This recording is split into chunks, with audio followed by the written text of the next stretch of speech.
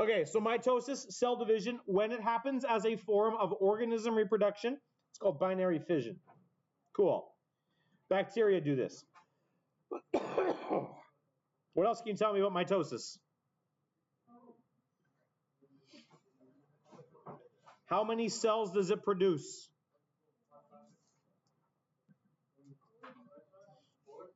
Two. Yes, Olive. One cycle of mitosis will produce two cells. Starts with one cell, ends with two. And yes, we're going to talk about haploids and diploids. But that's not mitosis. That's meiosis.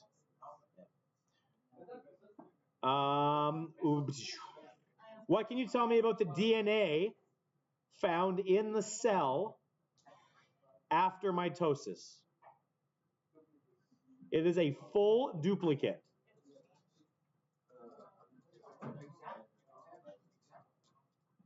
Yep.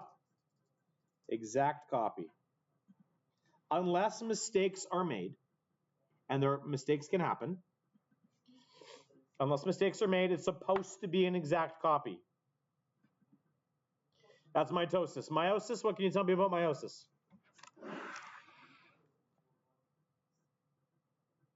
Hello, Mr. Keeley. You want to tell us about meiosis? No. Yes, but no. Well, they always have interphase. Interphase is just a cell hanging out. But it's not prophase. It's what, sorry? But it's not PMAT. It is PMAT, but it's not PMAT. Yeah, take a guess, Michael. What do you mean?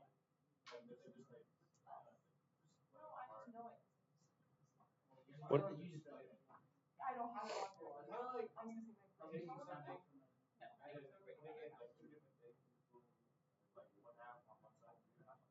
Yep, that's a thing that happens. Yes. Let's see if we can put together all the language. Well, so let's ask some specific questions about meiosis, and maybe we'll push this in the right direction. Mitosis is cell division. It happens between two cells. This is general cell division. Meiosis happens for specific cell types. What specific cells undergo meiosis?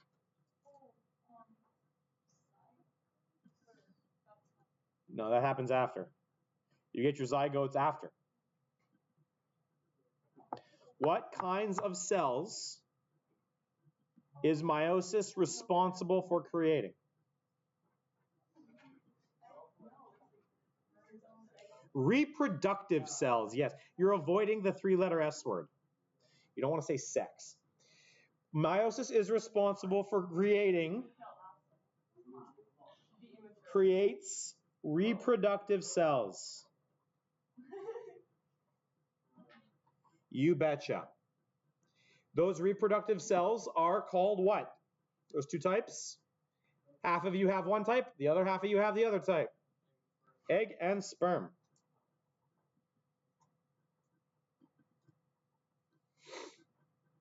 Some of you are undergoing meiosis is happening in some of you right now. And in 1, 2, 3, 4, about half of you, it is not happening. It's already happened. It's done happening. Fun fact. Any of you who are biological females, you are no longer undergoing meiosis. All of the meiosis that happens in biological females is done before you're even born. You are born with the eggs you are going to have, and that's it. Your body will not make more. Any of you who are biological males are constantly undergoing meiosis. Eggs have an incredible shelf life. Sperm has none. There is no shelf life in sperm. So meiosis is in biological males, meiosis is a process that is continually happening. So what can you tell me about the DNA content of the reproductive cells?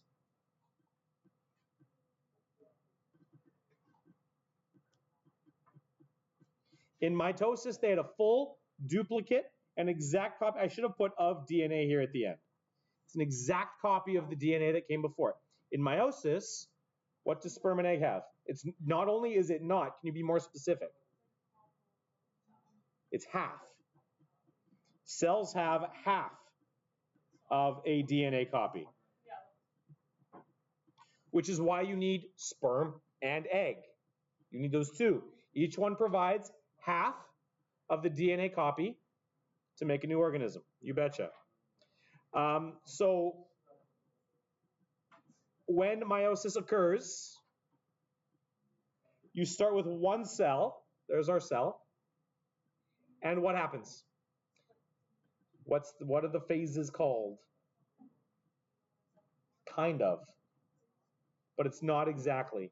You said prophase, metaphase, anaphase, telophase. That's mitosis. I forgot prophase in here. How dare I? Yes, and because it repeats slightly differently, we denote them differently. So you have your original cell, and then it goes through prophase 1, then it goes through metaphase 1, then it goes through anaphase 1, then it goes through telophase 1, and at the end of that, you have two cells. It goes through a form of cytokinesis. And then each one of these, excuse me, goes through prophase 2, metaphase 2, anaphase 2, and telophase 2, and then splits. So at the end of meiosis, how many cells do you have? 4 of them.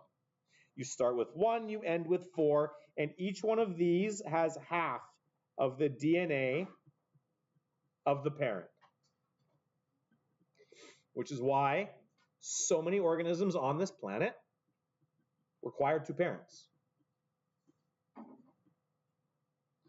Okay, and then there was cell structure. What can you tell me about cell structure? Yes, the mitochondria is the powerhouse of the cell. Very good. What other cell structures can you tell me about, Michael? Some organisms have a cell wall. Some have a cell membrane. What kinds of cells have walls? What kind of cells have membranes? Plants have walls. Animals have membranes. There's in you guys, your cells, like your skin cells, for example, aren't responsible for maintaining your structure. So you can have kind of a squishier membrane. In a plant, every cell is responsible for maintaining structure of the plant. So it needs to have a rigid structure. That's why plant cells have rigid walls and animal cells don't. Because you can be squishier. Plants can't. The plant gets squishy, falls over, and dies. So cell wall, cell membrane. What else? Someone said something about a nucleus. Why is the nucleus so important? Yeah, nucleus has one job. Holds the DNA. You betcha. Yeah, and then there's Golgi bodies and vacuoles and endoplasmic reticulum and ribosomes and a whole bunch of things we don't care about now. You learned about them in the past, and that's great. They can stay in the past. What can you tell me about what do you remember about asexual reproduction? We've got one type, binary fission. Fragmentation is another. Budding is another. We're going to toss cloning over here. There's what else?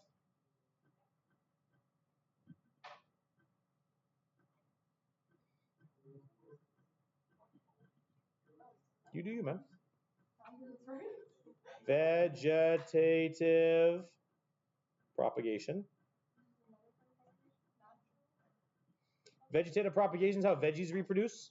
Well, plants. Hey, you can send them over here with their phones next time. We can shame them. Are they 9s? Yeah, send me the 9s. Let's shame the 9s together. Well, all of my 10s can go, ooh, and shame them. No. You want your 9s to bring calculators? Let my 10s shame them. Looking out for you guys. Well, we've got cloning. We'll talk about cloning. Well, there's artificial vegetative propagation, things like grafting, things that people do. And then there's things that plants themselves will do, things like runners. They're like strawberry plants. If you've ever planted a strawberry, you plant the one strawberry plant, and then it grows up and it shoots out all these green things. And once the green things get far enough away, they just kind of grow roots on their own and make new strawberry clones. There was one more that has not been listed. It starts with an S. It is found in a popular TV show. The Last of Us. Who's played The Last of Us? Spores. Thank you. Who said spores? Michael, was that you? Spores. Well, you know what? You don't have, yeah, that you know about the spores and not The Last of Us is probably better than the other way around. I'd rather you know about spores and not The Last of Us than The Last of Us and not spores. In a perfect world, you'd know about both because The Last of Us is incredible. Okay, so that's asexual reproduction, and then you would learn about DNA and RNA. Cool, love it. That was last year. This is basically grade 9 in a nutshell. There's nuts and bolts, and you would have done presentations or you would have done drawings of all these things, and that you guys can remember as a class as much as you did. That's impressive. Let us move on to this here. Here we go. We're going to talk about DNA structure. Depending on who you had for Science 9, you would have learned about this to varying degrees. Some of you may have learned a lot, some of you not as much. But it does all come up in 10. So it's not like it's... If you weren't taught it, it's because it's not necessary to be included in 9. If you were taught it, it's bonus in 9, because we're going to do it all again now in 10. Here we go. So, all living things that we see are closely linked to something we cannot see, called, a molecule called, DNA. Come on, Himparis. You can do better than that. Now, some of you may have seen DNA before. Hands up if your science teacher last year did the, or in middle school, because I know middle school science teachers love to do this, the strawberry DNA lab. Yeah, some of you did it. I don't, because so many teachers do it in middle school, and then some do it again in grade 9, some even do it again in grade 10, and I've done it as a student, I've seen it done as a teacher, and really at the end, all you get is this thing that looks kind of like snot, and your science teacher goes, ooh, this is DNA, but you have no proof. You just have this thing that looks like snot in a Ziploc bag. We can call it whatever we want. The younger you are, the more likely you are to believe your science teacher that it's DNA. It is, but I don't think it actually improves your understanding about what DNA is at all. You blow your nose into a Kleenex and it looks exactly the same as what you get after the strawberry DNA lab. At least that's my opinion on the strawberry DNA. So DNA is really kind of hard to get our heads around the structure of this thing. What does DNA stand for? Does anybody know? A is acid, yes. That letter A stands for acid. How about the D and the N?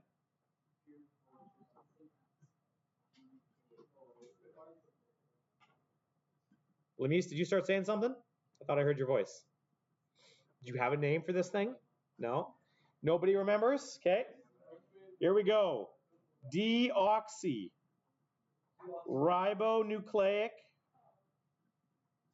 acid. The DNA stands, the deoxyribo gives you the D part, the nucleic gives you the N part, and then acid is the A. DNA. Deoxyribonucleic acid is genetic material that stores information, makes you you. It's more, what makes you you is more complicated than just saying, oh, it's your DNA. Because you can have genetically identical twins. that look physically different. So clearly there is some, and I know this because I have godchildren that are identical twins. We understand the concept of godchildren? Like when they're, so like my best friend and his wife, one of my best friends and his wife have 3 children. If my best friend and his wife both die, my wife and I get custody of their children. We are the godparents, those are my godchildren. Should something happen to my buddy and his wife together, we get their 3 kids. It's in their will. That makes them my godchildren. 2 of those 3 are identical twin boys. They do not look the same. You can easily tell apart Ethan and Evan. You can tell that those boys are definitely twins, but they look different. And so even genetically, there's more to you than just your DNA. Sorry, yes, Lamise. I ask all the questions. Okay, I'll show you later. When I have time later, I'll show you pictures of Ethan and Evan. DNA is responsible for something called variation, which we will talk about. You probably did already a little bit last year. We're going to talk about it again when we talk about natural selection at the end of this chapter. DNA is responsible for variation among living things.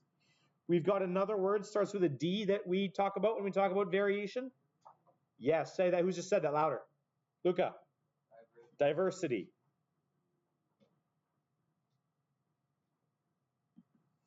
Sometimes we add the prefix bio to that. We call it biodiversity.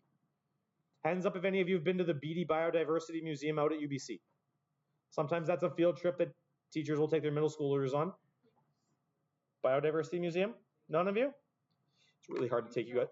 I can't because the field trip, the buses are stupid. But should you have the opportunity to go to the Beatty Biodiversity Museum out at UBC, I would suggest you go. It's very cool. They have a full blue whale. It's wild. So, variation among all living things, DNA is responsible for this. But, I mean, you may have been told at some point in your life that as a human being, you share 99% of your DNA with chimps. That's true. But when your DNA is as long as it is, that 1% makes a huge difference. You also share 77% of your DNA with an orange. You share about 77% of your DNA with an orange. But that percentage that's different is very, very significant. Very significant. All that means that is there is a similar blueprint for all life on this planet. It's complicated.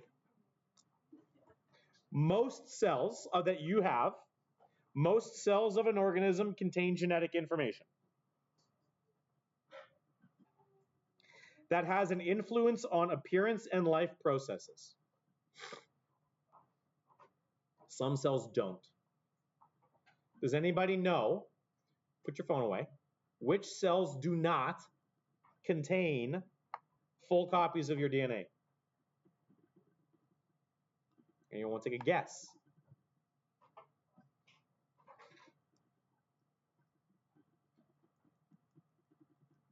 There are cells beyond the sex cells. Outside of, yeah, Michael? What, a specific kind of blood cell? Red blood cells.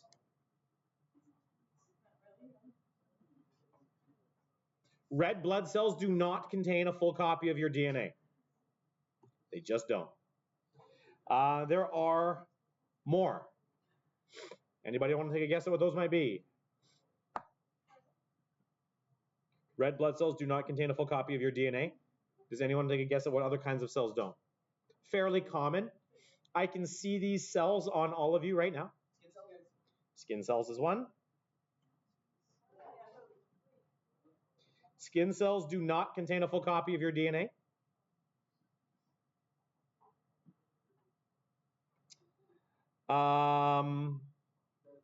I can see this next kind of cell on all of you. It's a different color on all of you. Hair.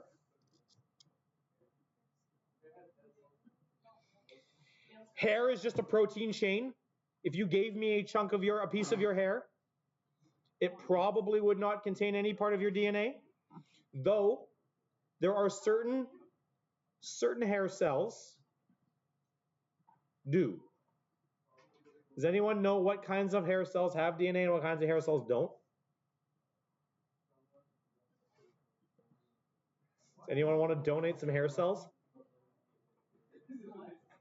Anyone want to donate some hair cells? Donate. Like, pull a couple strands out of your head and give them to me. I had 2 different Brooklyns give me. If you got longer, you got one? Bring it on down.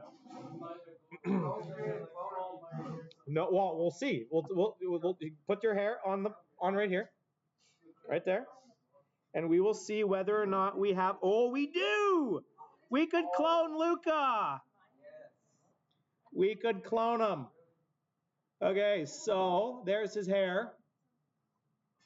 What do you see there at the end? What do you see at the end of his hair? That is the hair follicle. That is the only piece of all of the rest of Luca's hair that actually contains any amount of his DNA.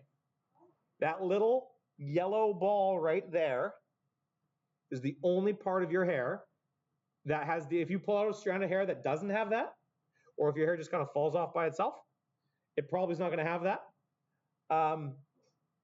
No DNA is attached to the hair.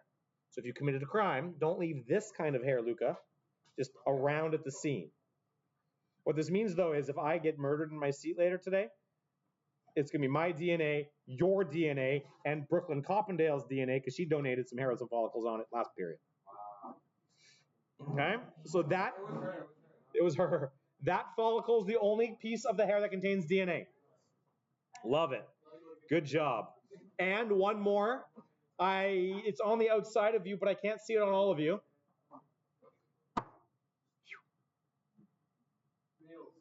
Your nails. There's no full DNA copy in the nails.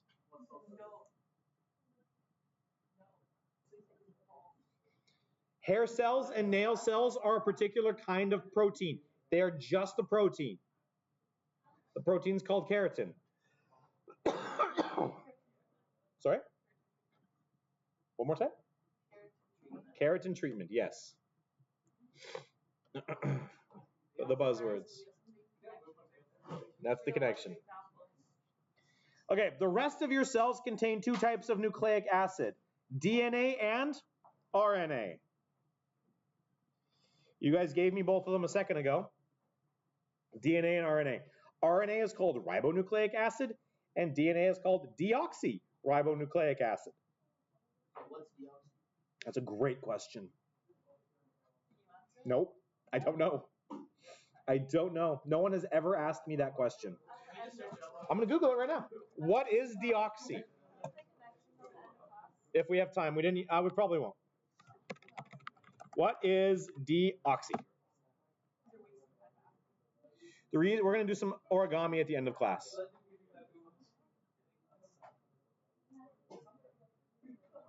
Okay, so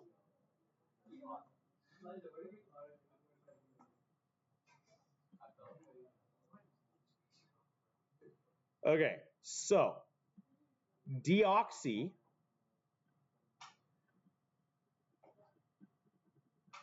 refers to the fact that there is no oxygen attached to the chain. So just ribonucleic acid would seem to suggest that there is oxygen attached to the thing.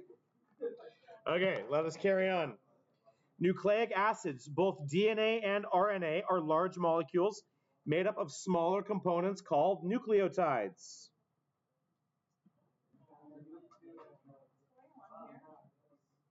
Hello. Thank you very much.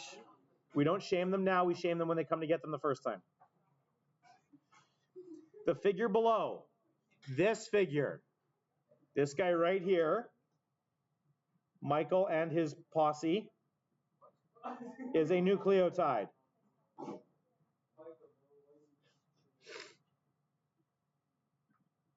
And a nucleotide is made up of all these parts. You have a phosphate group. So a phosphate group is exactly what you think of when I say phosphate. When I say phosphate, all y'all having just done a chemistry test should know that phosphate is what? Which one is it? It's PO4. This is a PO4 group. Because if it was PO3, it would be phosphite. So every nucleotide contains a PO4 group. A sugar, when we were going through, when we were, it's not glucose. When we went, take Himparis.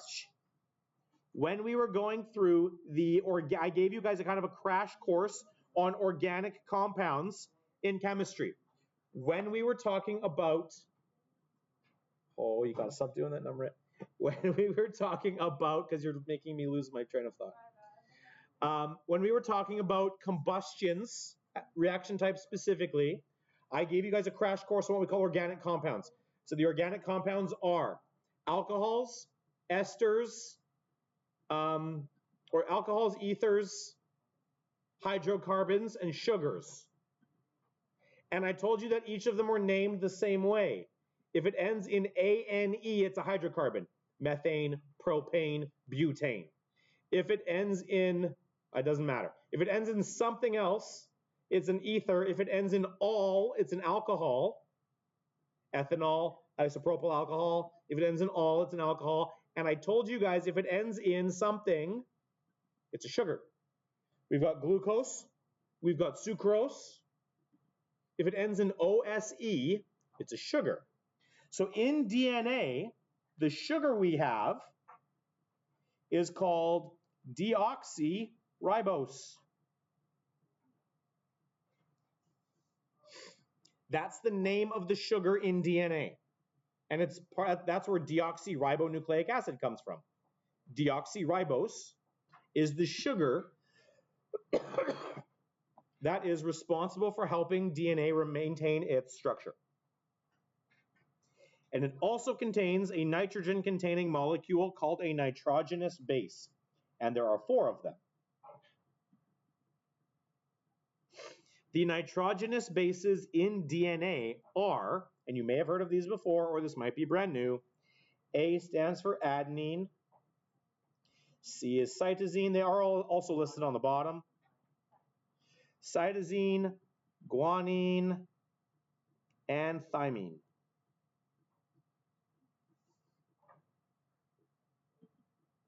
If you don't know these names, you need to know these names. Yes? Oh, I thought you were putting your hand up. Is Soham being difficult? Okay, flip the page when you're ready. Or telling him to talk to the hand. That's fair. Okay, when you're ready, flip the page. Here we go.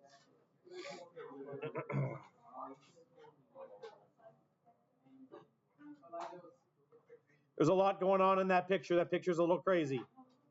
Don't worry about it. We'll get through it. So, the nitrogenous bases have different structures, and the different structures impact how they relate to each other. So adenine and guanine, and I'll show you the structures in a second, adenine and guanine have 2 rings. And those are called purines.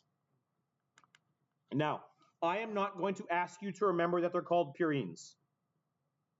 But for those of you who decide that biology and the study of biology is in your future, I want you to be exposed to the language. But I'm not going to have a multiple choice question on a test that says, adenine and guanine have 2 rings. What are they called? And I give you a bunch of options. I'm not going to do that. I don't care. But I want you to be exposed to the language. Thymine and cytosine only have 1 ring. Impacts their structure. And they are called, I'll just spell it out before I try to pronounce it, pyrimidines.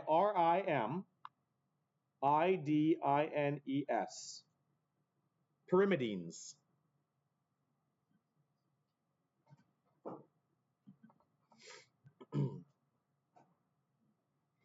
And the way the nitrogenous bases come together when they make up a DNA structure is that things with 2 rings can only be paired with things with one ring.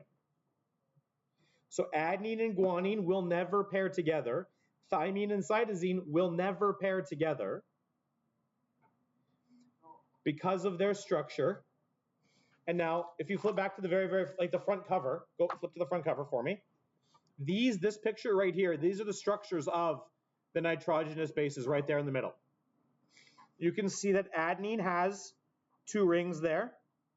Guanine has 2 rings. Thymine has 2 rings. Cytosine has 2 rings. Oh, it's 1 ring. Sorry, thymine and cytosine each have 1 ring. These diagrams here are effectively the Lewis structures of those compounds. These are like the full, in all their glory, with circles representing the individual elements compounds.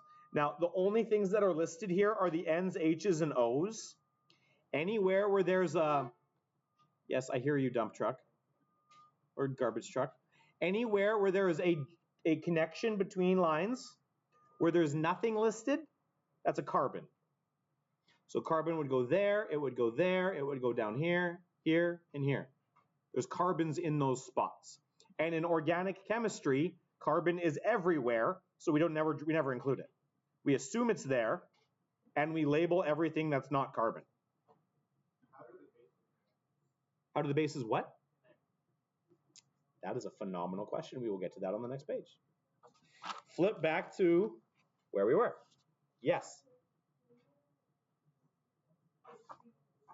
This page? Yeah. Come back to this page. Yeah. Come back to here. This is where I want you to be. So, DNA as a molecule is made up of 2 strands of nucleotides linked together. They link in the middle with a type of bond we have not talked about yet. We'll talk about it in a second.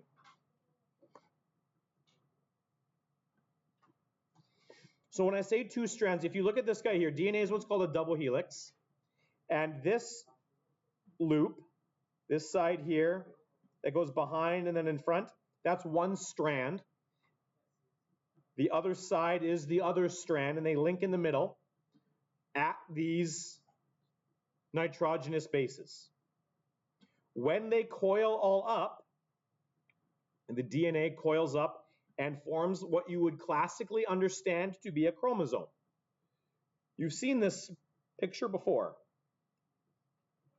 Last year when you were looking at mitosis and meiosis. Each one of these individually is a chromatid. The centromere is right here. But the structure of this is made up of coiled DNA.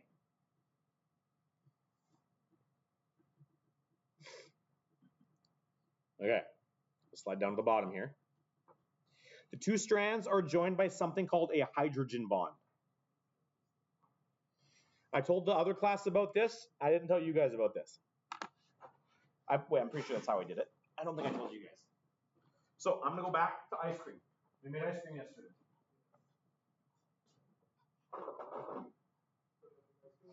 No one else, we already made it. When we made ice cream yesterday, at the end, I went through the whole conversation on why. Why is adding salt to that bag endothermic? Well, it's endothermic because it breaks the bonds between the water molecules. Now, I showed this to the other class and I forgot to show it to you guys. I'm going to show it to you now, so I'm stepping that over here. This is an ice cube. Beautiful ice cube. It is made up of water molecules that have been cooled down to the point where they're no longer free enough to move like liquid, and they condense. Now, water molecule, big version looks like this. And a water molecule is made up of oxygen and hydrogen. So what kind of compound is water?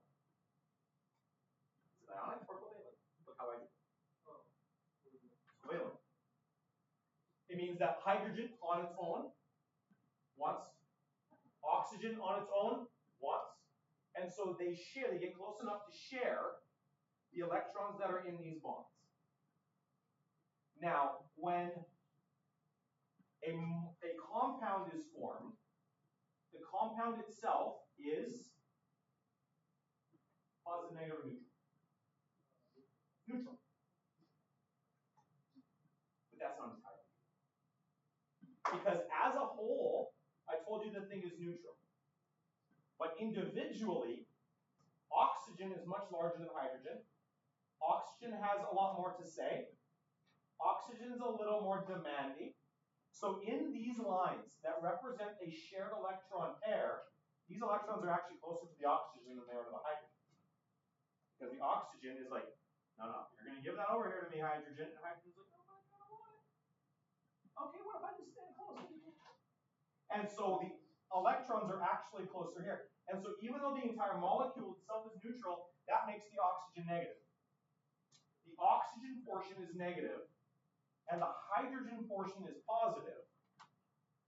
But the whole molecule is neutral because this balances out with this. But when you get a bunch of them together, you get another oxygen over here that's partially negative, and some partially positive hydrogens, and another oxygen over here that's partially negative, and some partially positive hydrogens. What you get is a form of bonding that you're going to learn about in Chemistry 11, called a hydrogen bond, where this is water, full stop. It's its own compound. It's its own molecule. This is water, this is water. These are individual water molecules. But when they get close enough, the partial positive on the hydrogen and the partial positive on the partial positive on the hydrogen and the partial negative on the oxygen attract each other, just like they did when you were talking about static electricity in grade 9. And this bond here, that electric attraction between a partially positive hydrogen and a partially negative oxygen, we call a hydrogen bond. It is a bond that exists between molecules, not within a molecule. So when the salt was added here, these were the bonds that got broken. These hydrogen bonds broke. Not the bonds between the hydrogen and the oxygen, but the electric attraction between the hydrogen of one water molecule and the oxygen of another. If it actually broke the bonds within, then all of a sudden, as we're making ice cream, then we make hydrogen gas and oxygen gas, and that's a problem. The salt breaks this bond, not this one. That's fundamentally, foundationally important. Now, hydrogen bonds can form between hydrogen and oxygen. They can also form between hydrogen and nitrogen, which is how they work in DNA. So, let's bring it back to here. Hydrogen bonds, wildly important. You'll learn about them and a couple other forms of bonding in Chem 11. So, hydrogen bonds, these guys here, I'm not going to write down everything I wrote down on the board, but I'm going to make a note here. Hydrogen bonds form between oxygen and hydrogen, or nitrogen and hydrogen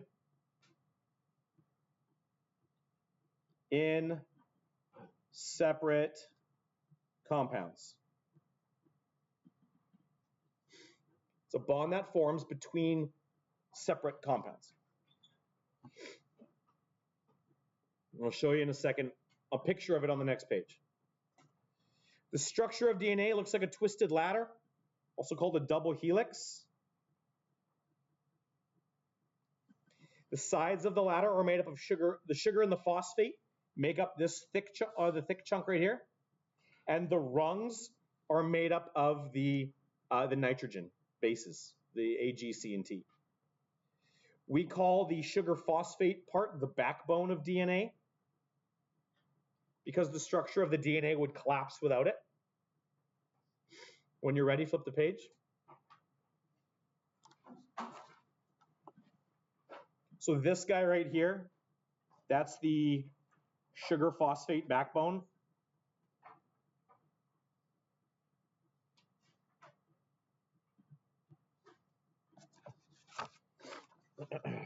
And the rungs are made up of the nitrogenous bases.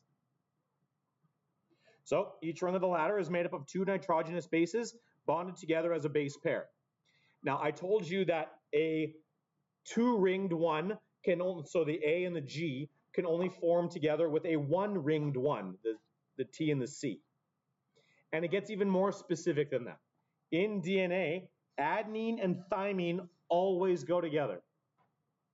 And guanine and cytosine always go together. You're never going to get adenine that goes with cytosine unless a mistake has been made. Adenine goes with thymine, guanine goes with cytosine, which we're going to write down here on these blanks. Adenine always, always, always pairs with thymine, and guanine always pairs with cytosine.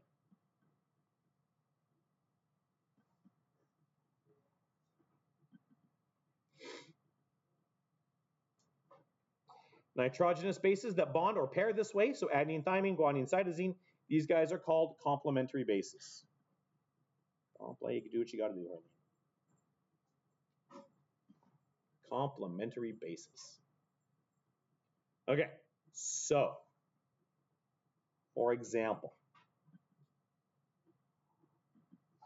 there's a string of DNA that I'm going to unwind. It's been unwound. Now, if one side of the ring of the ladder goes like this, A, T, G, C, G, T, T, A, C, if that's one side of the DNA, what does the other side have to be?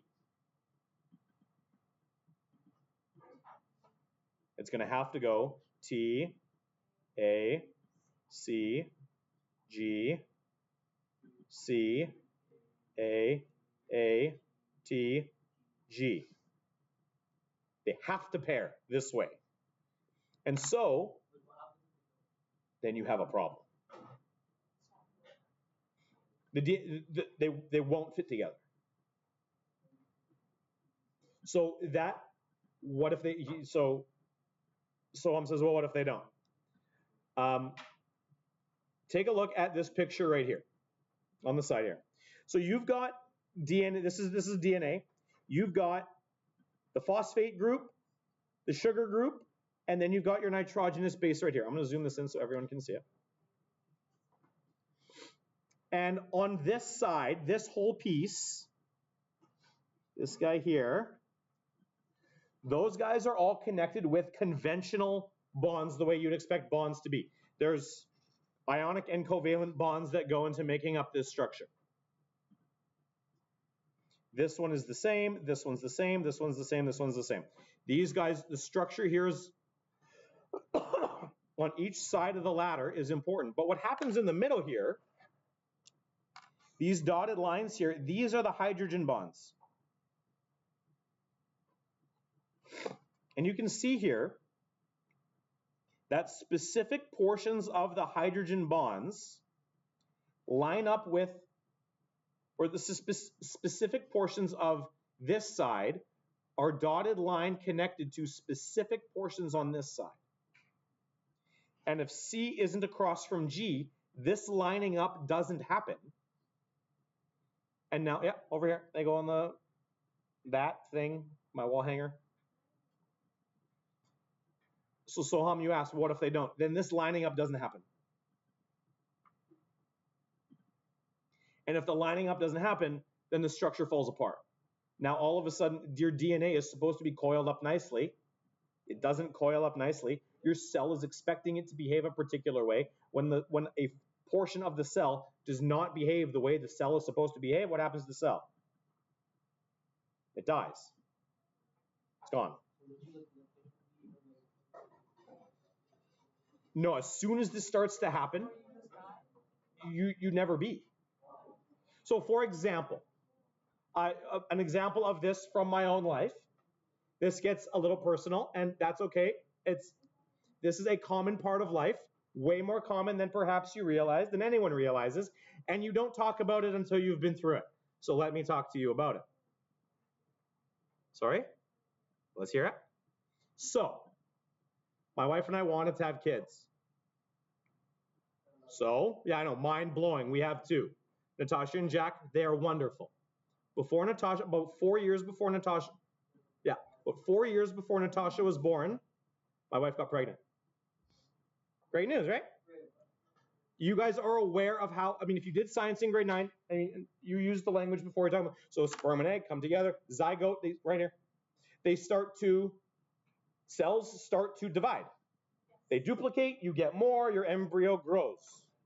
At about week 8, the embryo that was growing within my wife, again, before Natasha was born, something was wrong with the genetics. And as a result, at about week 10, we found out that that embryo was not developing the way the embryo should be developing. And when that happens, usually a woman's body miscarriage. That's what was one of the primary causes of a miscarriage. So we lost that baby because this was so we lost our baby, and then we went to the doctor and was like, well, what's going on? So they tested what was miscarried, and they said there's different kinds of miscarriages. So you don't learn about miscarriages until you have one, and then all of a sudden, everyone you've ever talked to, I've had a miscarriage, and people start to talk about it, and it's actually really good to talk about. So we talked to the doctor, and he's like, as far as miscarriages go, yours what was called a garden variety miscarriage. And what that means is about 1 in 3 pregnancies, this happens. About 1 in 3. The DNA, the genetic code, does not copy the way it's supposed to. And often that happens really, really early. Most miscarriages happen before a woman even realizes she's missed her period, is when most miscarriages happen. They can happen way later for other horrific reasons. I've had a friend who's lost babies, multiple children miscarried way later. Those are horrific. That's not what happened here. As far as miscarriages go, my wife's was very standard. It was very early, but it was this. So home you asked this was not copying properly, and so we miscarried. And that happens. It happens to, from what I understand, about 1 in 3 pregnancies. Most of it happens before a woman even realizes she's pregnant. So how these things come together is wildly important, and it has to come together exactly the right way along the entire string of DNA. And the DNA string is very, very long. We're talking in the neighborhood of hundreds of billions of these letters in one chain. And the chain has to be exactly perfect. And then to make more of you, it has to copy exactly perfectly. And when it doesn't copy perfectly, that's where we get things like cancers. Cancer is a result of DNA being copied imperfectly. And then the different kinds of cancers are where it happens in different parts of your body. So we throw the picture down and we talk about how these have to go together and we leave it unless the question gets asked. And now all of a sudden we can start to unpack some of these things that go wrong when the DNA doesn't behave the way it's supposed to. When it copies wrong in you get either those cells will die, or that's where cancers can form. When it happens in a developing embryo, it's called a miscarriage.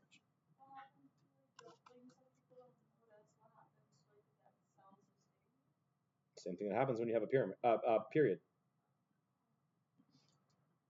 So guys have no idea what that means, but you ladies, yeah. So what happens, what a period, for those of you who don't know, what a period is so every 28 days or so, a woman's body, the cells along the outside of the uterus, in a biological female's body, the cells along the outside of the uterus are like, okay, I am ready to have an embryo. And they just sit there and they wait.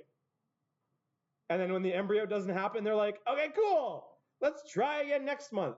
And then everything that they have gathered, blood, everything that has been gathered in the cells along the outside, along the inside of the uterus, that's like, we're not going to get used this month. Maybe we get used next month. See you guys later. No, it has to go somewhere.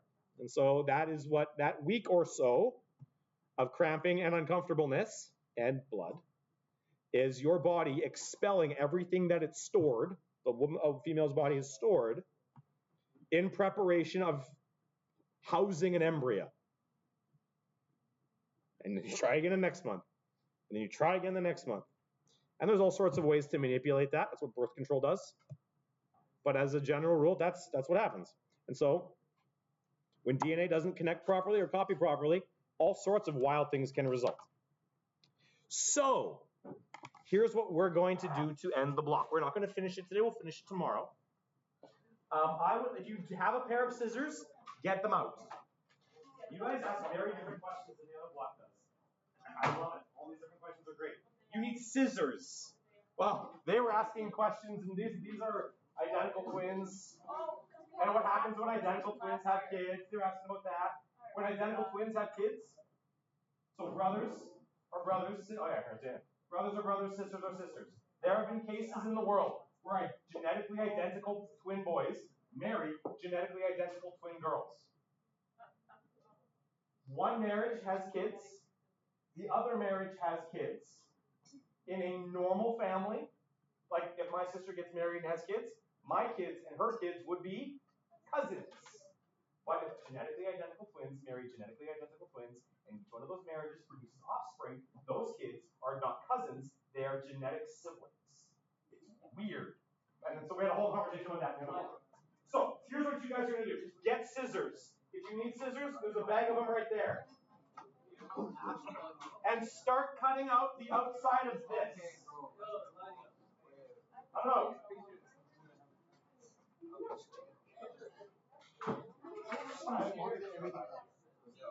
If you need more scissors, I have more scissors in my top desk drawer. Come get scissors.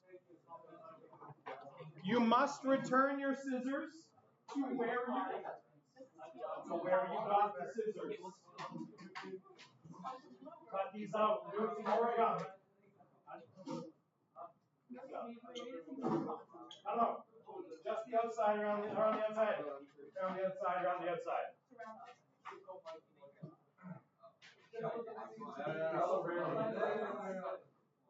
Okay, cut them out. Just around the outside. I will make one too. Top desk drawer. You will need to return the scissors from wherever you got them. So like some of these belong to Mrs. Federley, or Miss Federley, sorry. Some of them belong to me. If you take them from the desk drawer, they're mine. If you took them from the Ziploc baggie, they're Miss Federley's. So cut around the outside, yeah, well, wait till everyone's on the same page here. Some of you are better at cutting than others. For some of you, like me, arts and crafts has been a long time ago. Arts and crafts. With my skill, you think that, right? Yeah, you would think that.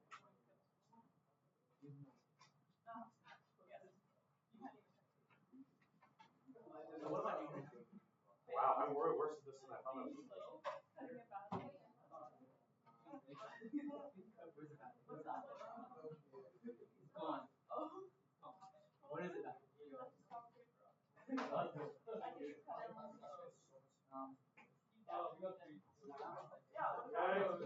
And while you're waiting, throw your scrap paper in the recycling bin by the door. And while you're waiting for everyone to finish, clean up your paper scraps.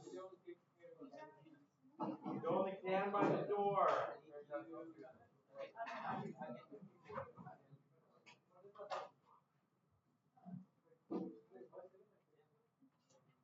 Here we go. I got mine done. And then return the scissors. You don't need them anymore. Return the scissors. You don't need them anymore.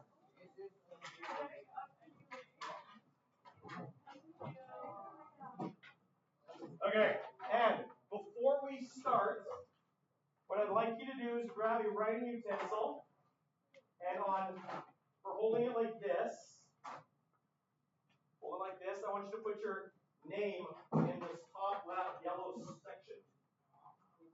Here's mine. Put your name up there. And now we are going to start origami. Origamiing? Doing origami. Here we go. Here are the instructions we're going to follow.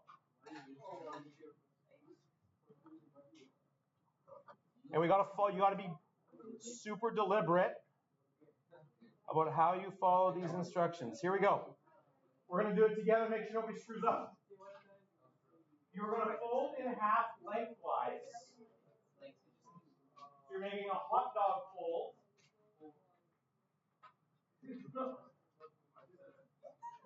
Be very careful how you make your folds. Keep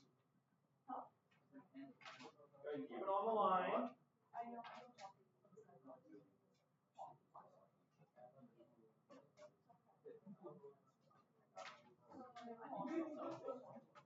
And once you've made your kind of non-committal fold like I've made, see, yeah, Vikram, that's a non-committal fold. What you got to do is you got to put it down on the thing, on the desk, put your fingernail on top of it, and we're going to commit to a fold like you've never committed to anything in your life. You're going to run your fingernail along that line. Nope. So we fold it in half like this, and then we really make a hard crease on that fold. The most aggressive fold you've ever made if you've never done origami before. So now we have something that looks like this. Okay, now what you are going to do, you are going to hold the paper so that it is facing you with the diagonal lines or the thick ones. If you look at the other side, the diagonals are thin. You want the thick diagonal lines going from left down to right. That's how you're going to look at it. And you're going to fold in along these thin lines horizontally. You're going to fold in like this. Okay? Fold towards you along that thin line. The straight ones. And you got to really commit. Make the fold, crease the paper with your nails. So now you've got one that looks like this. Like a. Yep, along the thin horizontal line. And now you're going to move to the next horizontal line. And you're going to do the same thing. And you're moving, yep, moving it towards you. And you're moving every horizontal thin line all the way down gets another fold. Yeah, if you mess this up, you need to start again and get another one. Really don't, you gotta be real deliberate about how this happens. No, once the fold is there, the fold is there. That's the problem with origami. It's a very exact science. It's really cool. If you screw it up, you're starting over. You can't undo a fold in origami.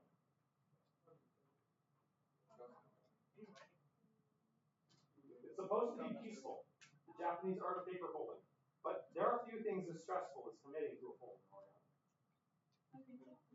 Couldn't be kidding. Okay, so here, let me show you what I've done. So, I folded one. And I made a crease. I found one. Now you pull it down on the next one. I pulled down my third one.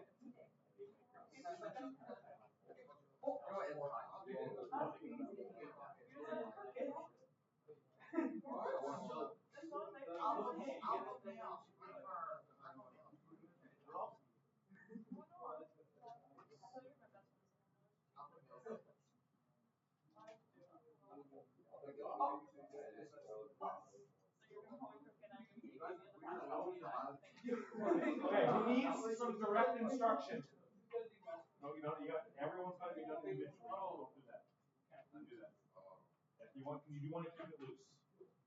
Yeah. No, you fold one down, unfold. Two down, unfold. Three down, unfold. Four down, unfold. All the way down. Okay. Well, when we make the DNA chain, we'll be like, there's Dennis's. Yeah. Because we're going to connect all of ours together, the one big class of DNA. Oh, I love mine. What is this? Yes. Yeah, let's do that. So if you start here. Like I said, we almost flopped. Oh, we almost flopped. You got it. You need to not be sloppy. You got to spend the time lining things up. Don't be sloppy. Can you call those? My name is definitely going to be. Personal hygiene is nothing to do with you. I think so. Get over it. I go. Are you old for the UK? Okay.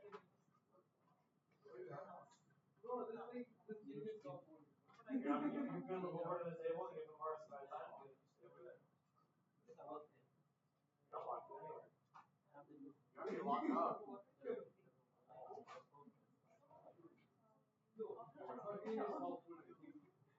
Okay, you're making these folds all the way down. And you want those folds to be tight. Not tight as in like tight, but like tight as in like firm up that crease.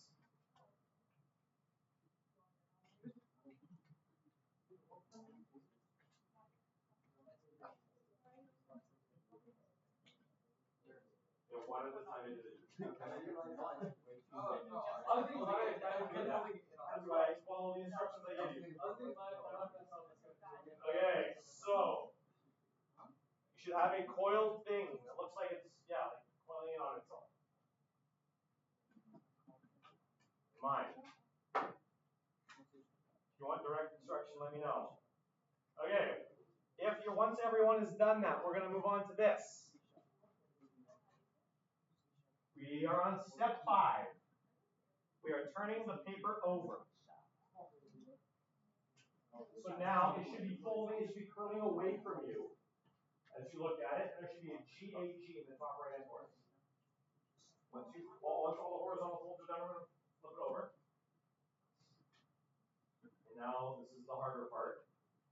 You see these thin diagonal lines? You are going to fold those thin diagonal lines towards you. So we've got this thing curling away from me. Now I'm going to fold this way along the diagonal. Yeah.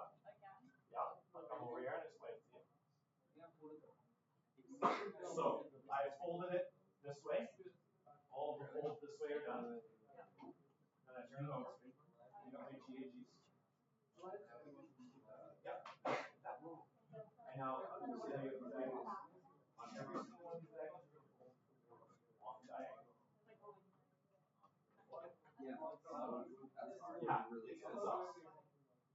Yeah.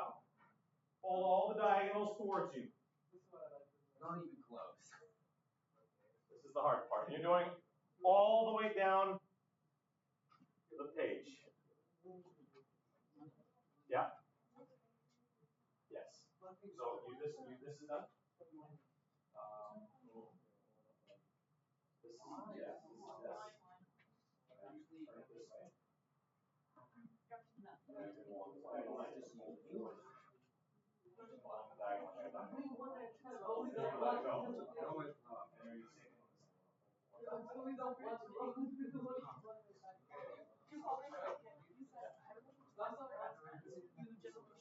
Multiple times. You told me talk to him. No, I was not going. You called me not studious.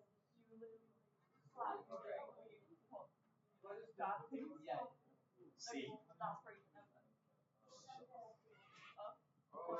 He's projecting. Everything he insults you for is what he's jealous of you for.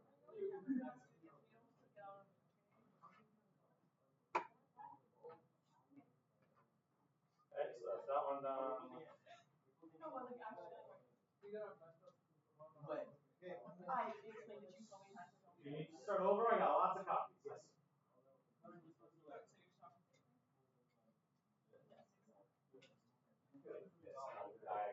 Probably with this. So here's this. And then there. Yeah. Holding on the diagonals.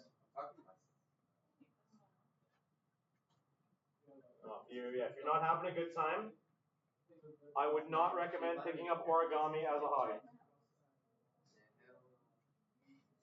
I would strongly suggest you stay away from origami if this is causing you grief. You can fold it all the way down. All the way down? And I'm not quite done all the way down. Yeah, if you crease on the wrong side, you got to start over.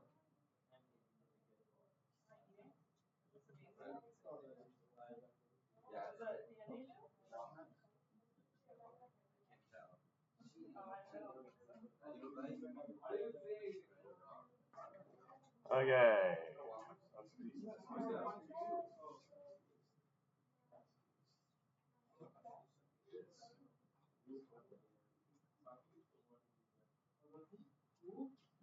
Okay. I'd like everyone to stop where they are. Make sure your name is in that top section. And either place this thing somewhere safe, or come over here, put it in the bin that says C on it, because you guys are block C. and we will continue with the folding tomorrow. Bell's going to go. When it does, you may go. Have a great day. Welcome to biology. You want your refund. We just, don't worry, Simparis, the dragons and the monsters are coming. Don't worry, we're gonna play with dragons and monsters. Alright?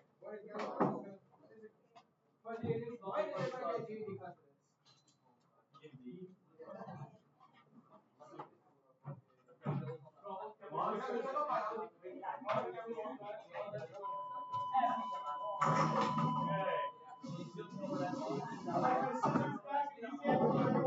Somewhere safe, put it in the bin, please. I'll get it back to you tomorrow. Have yourself a great day. I will see you tomorrow.